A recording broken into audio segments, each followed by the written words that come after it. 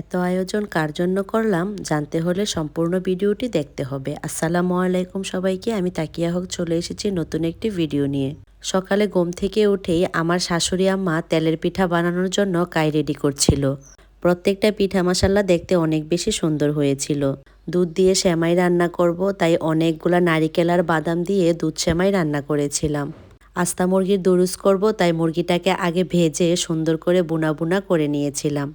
আরও রান্না করে নিয়েছিলাম পোলাও। রান্নাবান্না শেষ হওয়ার পর সব কিছু সুন্দর করে বক্সে গুছিয়ে নিয়ে আমিও সুন্দর করে রেডি হয়ে গেলাম। সাথে আমার দুইটা টুনটুনি পাখিকেও সুন্দর করে রেডি করিয়ে আমি বের হয়ে গেলাম। আপনারা সবাই জানেন কয়েকদিন আগে আমাদের রাহেলকে সুন্নতে খতনা করানো হয়েছিল, তার জন্যই এত আয়োজন। সুন্নত করানোর পর রাহেলকে আর দেখতে যেতে পারেনি, তাই নিজের হাতে রান্না করে নিয়ে চলে গেলাম বাবার বাড়িতে। কয়েক রকমের সবজি আর চিকেন দিয়ে আমাদের রিয়া অনেক মজা করে একটু ফ্রাইড রাইস রান্না করেছিল, এটা আসলেই খেতে দারুণ ছিল। সাথে আরও রান্না করেছিল একটু পাস্তা। অনেকগুলা কাঁচামরিচ দিয়ে ডিম ভাজা হচ্ছিল পান্তা ভাতের সাথে খাওয়ার জন্য। 2 রকমের ভর্তা, মাছ ভাজি আর বোম্বাই মরিচ দিয়ে সকালের খাবারটা সত্যিই মজা ছিল। হাঁস জবাই করবে, তাই হাঁসটাকে দৌড়িয়ে ধরছিল। গাছ থেকে আম পাড়া হয়েছিল ভর্তা বানানোর জন্য। ভর্তাটা আসলেই মজা ছিল। বাবার বাড়ির গাছে মৌমাছি বাসা বেঁধেছিল, সেখান থেকেই বাসাটা ভেঙে সবাইকে একটু একটু করে মধু দিয়ে দেওয়া হয়েছিল। এই প্রথম বাড়িতে আমাদের লিচু গাছটাতে লিচু ধরেছিল, তাই সবাই যাবো ভেবে নাদিয়া পার লিচুগুলা পারেনি। জাকিয়া আপা সকাল সকাল লিচুগুলা পেরে সবাইকে দিয়ে দিয়েছিল।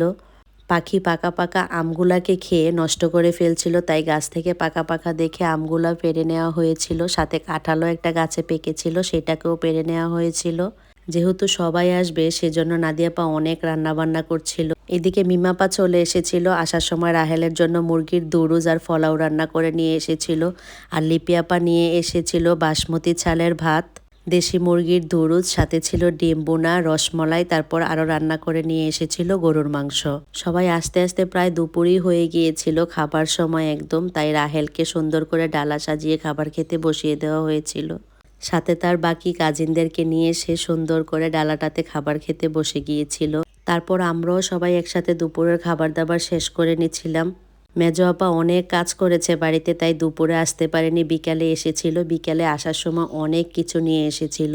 মেজো আপা মাসাল্লাহ অনেক রকমের পিঠা বানাতে পারে। আপা আসার সময় কয়েক রকমের পিঠা, মিষ্টি টিষ্টি অনেক কিছুই নিয়ে এসেছিল। তারপরে সবার ঘরে ঘরে মিষ্টি দেওয়ার জন্য জাকিয়া আপা মিষ্টি নিয়ে বের হয়ে গিয়েছিল। এই ছিল আমার বাবার বাড়িতে কাটানো এইবারের সুন্দর মুহূর্তগুলা। কেমন লাগলো জানাবেন সবাই। আল্লাহ হাফেজ সবাইকে।